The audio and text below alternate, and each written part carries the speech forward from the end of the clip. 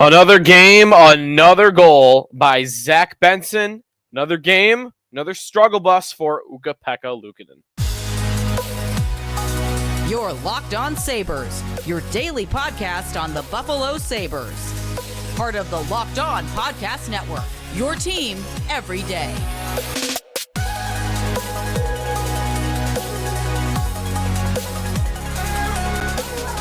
And thanks for making Locked On Sabres your first listen every day. We are free and available wherever you get your podcast. Part of the Locked On Podcast Network, your team every day. Sabres fall 5-3 to the Blue Jackets in preseason game number 6. One preseason game to go. We are exactly 1 week out from the home opener against the New York Rangers. Cannot wait at KeyBank Center. We are 7 days away.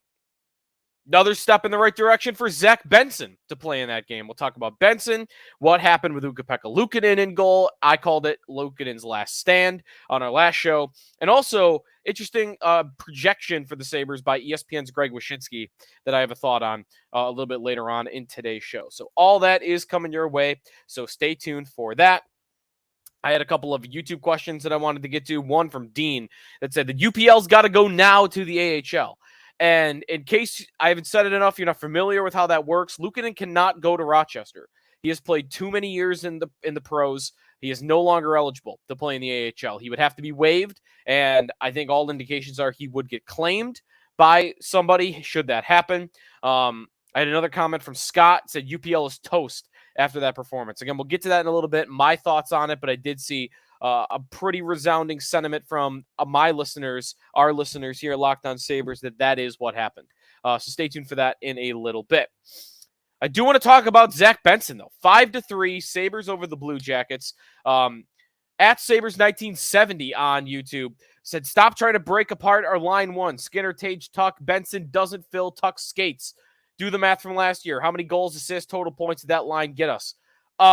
Real quick, I'm not the one that did it. Don Granato did it on day one of training camp and is yet to put that line back together. And he talked about on Thursday that at any point, he knows Tuck is good with Thompson and Skinner. They have chemistry. So he wants to see if there are some other combinations for Alex Tuck that work on other lines. Tuck has played with Middlestat a little bit in the preseason, and that's looked pretty good. Tuck has played with Cousins for a minute, and we know that worked going back to last year. So I think Tuck has an ability to get all those goals and assists he did last year on the Tage Skinner line, but do it on other lines. Just a hunch. Benson is the reason why this is happening. Zach Benson scores again. And honestly, if you watch the video back, I retweeted it on my Twitter at Sneaky Joe Sports. The most impressive part of the play by Benson isn't even the shot, isn't even the finish. Although that was a good job by him there. He's got the puck right outside of the slot, and he puts it past the blocker of Elvis Merzlikins. It's a great goal. The saucer pass he makes right before that on a 2-on-1. Benson could try to force this is his hockey sense on display. A lot of guys have the puck, left shot, and they're facing to the left. The net is to their left. So the passer, the guy coming with them, you could very easily just flip it, wrist shot over to him, or forehand, I should say, and that'll make it easier for the defenseman to break it up. Benson fakes the forehand pass. He drags it to the backhand, and that's where the saucer pass comes off his stick, and he gets it across the ice to Lucas Rusek, who was not able to handle it.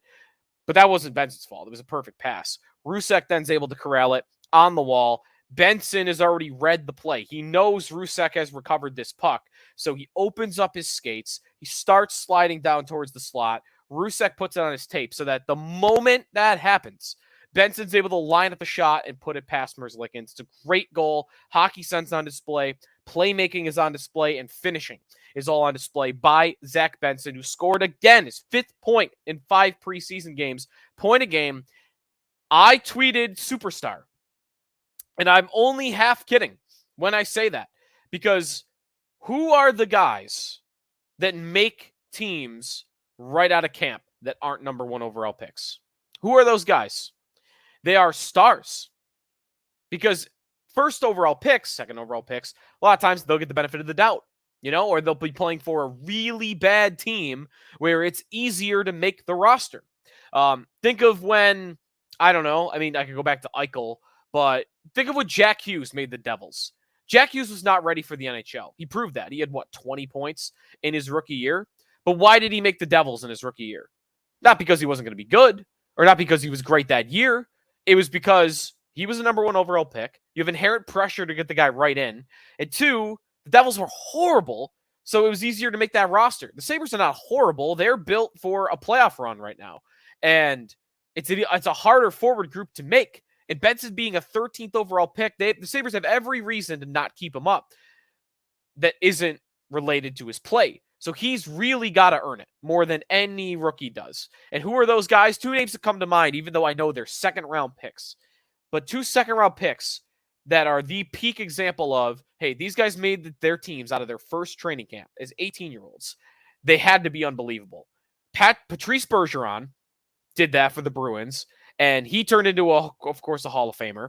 And Ryan O'Reilly did it. He was an early second-round pick. He made the Avalanche right away, and he's been a great player for 10 years. So those are the guys that make the team right out of camp that aren't first overall picks. They generally become stars. And that's why right now I'm really not even thinking about Benson making the opening night roster anymore. It would be stunning to me if Benson didn't make the opening night roster. I'm dreaming more about what is his ceiling for year 1 and beyond. For year 1, you might have questions about his height and his weight and his ability to play an 82-game schedule. I brought up one example this morning on Twitter.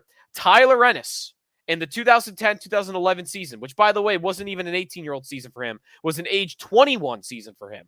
But rookie Tyler Ennis at age 21, 3 years older than Benson, was the same height, 5'9" as Zach Benson, and was only 2 pounds heavier at 161 pounds. Literally the same size.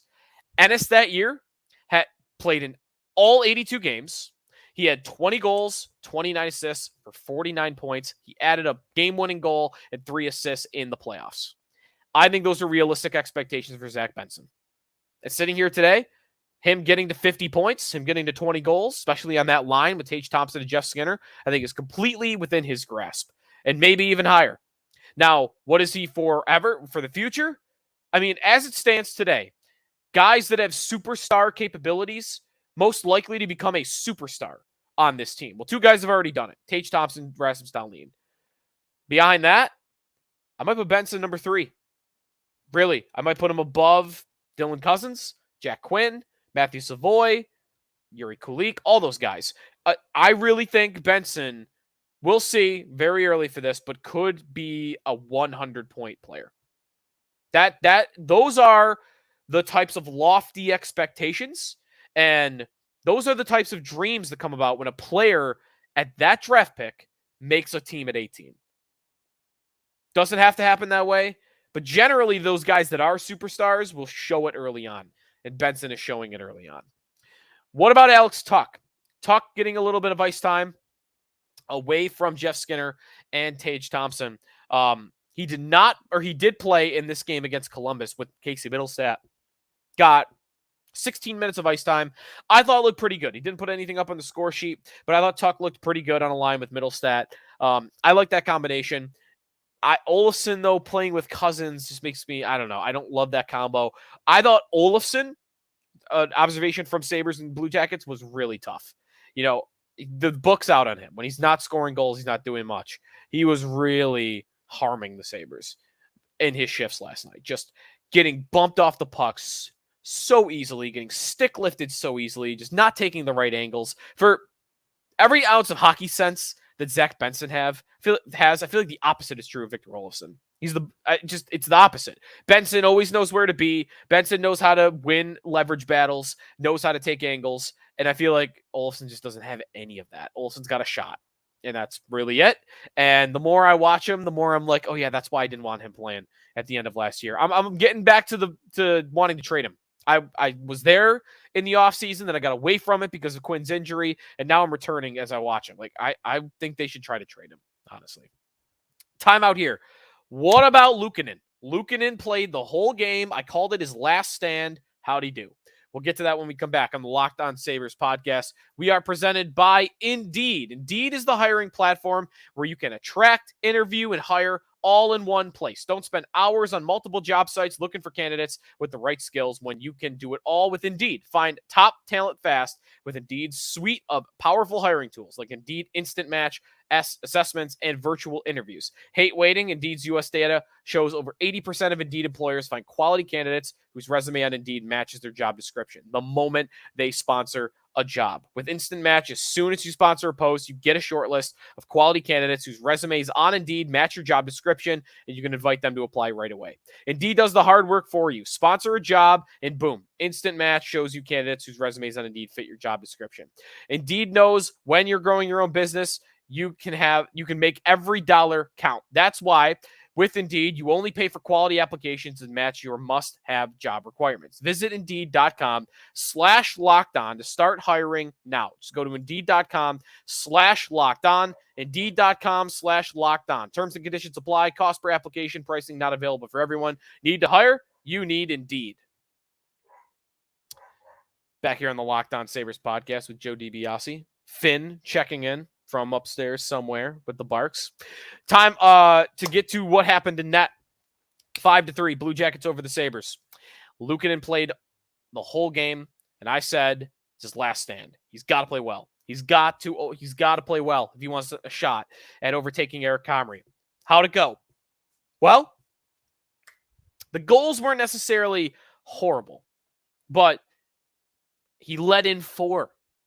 And the expected goals in the game for Columbus were 2.23.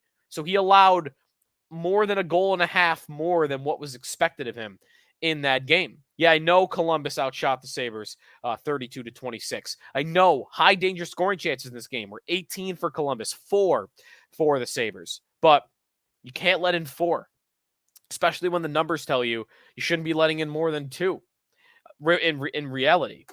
I just don't think he did enough. He made some nice saves. I thought he had some good scrambling moments where the puck was just all over the place and he kind of recovered well. But it just wasn't there. An .875 save percentage in this game. Here's the thing.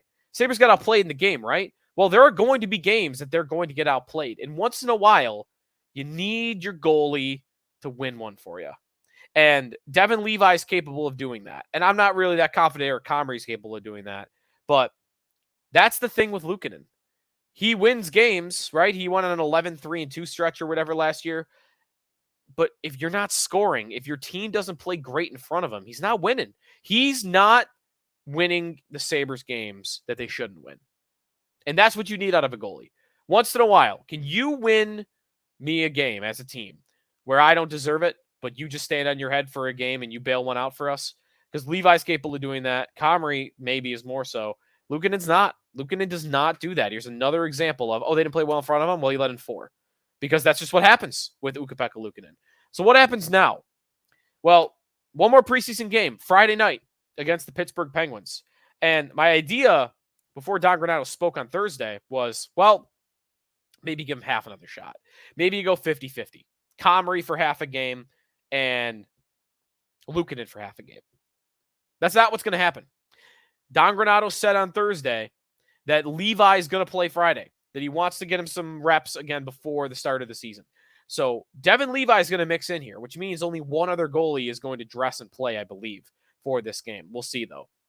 So I don't know. Do you give him another 2 periods? Are you sure you know what Comrie is? I mean, I might want to put Comrie out there and say, all right, last nail in the coffin. I'm going to give you the hammer. I'm going to give you the nail. Can you put it through? And that might be my plan. Levi gets a period and Comrie gets 2 periods. And if you play well, you're the number 2. And if you don't play well, we might have to go into the season with 3 goalies and figure it out from there. Keep this competition going. But I'd want to give Comrie the shot, I think, to earn it. Not just keep giving Luukkonen chance after chance after chance to fail it, because he's been doing that. Give Comrie one more chance to earn it. He's been doing that, and maybe he could do it again. But Levi playing on Friday night does throw a little bit of a weird wrinkle into how they'll go about this. Or maybe, I am wondering more and more if they will just carry 3. I really don't think they want to, but I wonder if they feel like they have to. I don't know how they make that work, though, with Benson. My fear right now for Benson would be, if anything, and I would hate this. I hope this is not the case, and I hope I'm reading too much into it and that it's not something they're thinking about. But my fear is they can't find another roster spot to open up, and they don't want to lose Luukkonen for nothing, and they want Comrie to be the number 2. And they think, well, Benson's been good, but we probably won't keep him past 9 games anyway, so let's just send him down now. And they don't give him a shot at the start of the year. I think that would be insane. I don't think they'll do that. A little bit of a fear that they would, though. That, well, if it's 9 games, if it's a week of let's see how good Zach Benson is versus we lose Luukkonen forever, they would pick Luukkonen forever. But I just don't think it's worth it. I don't think he's valuable enough for that. I wouldn't even bother. I would let him go. Luukkonen, some more numbers in this game. Again, a full game that he gets in against. Actually, for the preseason as a whole, Luukkonen has faced, this isn't updated. Never mind. Scratch all this. 1 game played. Not all this, but just the numbers for the preseason. He does have the lowest, I should say, expected goals against the opponent, as opposed to Comrie. Levi's been really good. Devin Cooley even was good in that 1 game he played. Tokarski was fine. I'm not afraid of Tokarski, by the way, being their 3rd goalie. Like he's Dustin Tokarski. He's nothing crazy. I just don't think your 3rd goalie matters all that much. And what's Tokarski done? I mean, last year he played 4 games. The year before he played for the Sabres an .899 save percentage. It's better than Luukkonen. Look at that. He played 29 games the year before. He had an .899. Last year, Luukkonen played 33, and he had an .891. I know it's just save percentage, but how much worse are you really getting? You're losing some upside, but I'm giving up on that upside. Timeout here when we come back. Greg Wyshynski, what's he picking for the Sabres? It might be triggering for some of you Sabre fans. That's coming up here on the Locked On Sabres podcast. We are presented by FanDuel Sportsbook. Snap into action this NFL season with FanDuel, America's #1 sportsbook. Right now, new customers can get $200 in bonus bets guaranteed. When you place a $5 bet, it's $200 in bonus bets, win or lose. And if you've been thinking about joining FanDuel, there's no better time to get in on the action. There's football right now. The baseball playoffs are ongoing. Hockey's coming up in under a week. There's spreads, player props, over-unders, plenty more to look through. So visit FanDuel.com/lockedon and kick off the NFL season. FanDuel, official partner of the National Football League. Final segment here on the Locked On Sabres podcast. Sneaky Joe DiBiase, thanks for making us your first listen every day. Be sure to check us out on our YouTube channel where you can watch the show. I'm wearing a Washington Nationals shirt today, and I have no idea why. I was, end of the laundry cycle. I'm looking through, and I'm thinking, it's baseball playoff season. I know the Nationals are not in the playoffs, but it's like the only baseball shirt I own. So whatever, I'll throw it on. It's a t-shirt. So that's why I'm wearing a National shirt. I went to a game there like 2 years ago, if you're wondering. Anyways, Greg Wyshynski of ESPN. We referenced his goalie combo rankings the other day. Well, he's now doing his NHL predictions. And he put them out. Roundtable. It's a roundtable of predictions. It wasn't just him, but a lot of the guys at ESPN. And couple interesting predictions. One question that was asked among the panel: which rookie not named Connor Bedard are you most excited to see? And multiple people, Victoria, Matiash, who's an NHL analyst, Wyshynski, both said that Devin Levi was the answer to their question. What else did they put in here? How many goals will Tage Thompson score was in here? And, 50 was being said. The more interesting part of their predictions article, though, I do think is just straight up what is going to happen with the playoffs. And Greg Wyshynski of ESPN, you're going to see more and more NHL predictions in the next couple days, has the Sabres just missing the playoffs, has Tampa missing the playoffs, has Ottawa just getting in. And that is going to, I think, make some Sabre fans upset. Not even just that, that the Sabres wouldn't get in, but that Ottawa's going to pass them. That would sting. That would sting a lot. I don't like this, though. I like Ottawa. I can see them making the playoffs. I'll do my predictions next week. I might get to picking them both to make the postseason. I keep looking at Boston's opening night lineup and thinking that team is not going to be great up front. The Sabres can't finish behind Ottawa. What has Ottawa done that would put them above the Sabres? I like, having a full year of Jacob Chychrun, I think will help a lot. But what else did they really do in the offseason? I mean, they signed Vladimir Tarasenko. Okay, he's fine. He's good, but he's not a core piece to your puzzle. They signed Jonas Korpisalo. I'm not trusting that guy in net. I'm trusting him a lot less in net than even I'm trusting Devin Levi. So I like the Sabres in goal more. I think the Sabres are right there, actually better on the blue line because they're more top heavy than the Senators are. And that was one thing that I disagreed with Wyshynski on that he wrote about as a reason why the Sabres would miss the playoffs is that their blue line is not good enough. I don't agree with that. I think their depth has question marks. Can Connor Clifton be more than a third pair defenseman? That's a question. Is Eric Johnson have anything left in the tank because he's looked a little washed? That's a big question. But the big three are not questions. Dahlin's not a question. Power's not a question. Samuelson's not a question. They have three guys like that. And Ottawa's got two and maybe three. But I would take the Sabres three over their three of Shabbat, Chychrun, and Jake Sanderson. So that's where I'm at. And forward-wise, the Sabres scored 1 billion goals last year, and Ottawa was fine, but they didn't score as many goals as the Sabres did. Last year, if you look at how many goals each team scored, the Sabres scored, where did it go here? Goals for 296 goals. Ottawa scored 261 goals. That's a lot. 32 goals is a big difference. 35 goals, I should say, is a big difference between the two. There were a bunch of teams in the middle of that. Toronto was in between that. Tampa was in between that. Florida was in between that. Ottawa finished 4th from the bottom in goals scored. Somehow Toronto finished below the Sabres too. But anyways, Ottawa's my biggest problem. Ottawa can't finish above the Sabres. I think the Sabres are ready for development. And picking them to plateau like Wyshynski did, that's telling you that you think there's going to be a lot of regression around the roster because you have to acknowledge they're going to get better in net. Even with just Levi. They're going to get better in net. So where's the regression coming? Tuch's a possible answer. I would have liked to have seen that explained. So I'll have my predictions next week, though, and I'll keep you updated on any other big time media guys that are predicting the NHL season.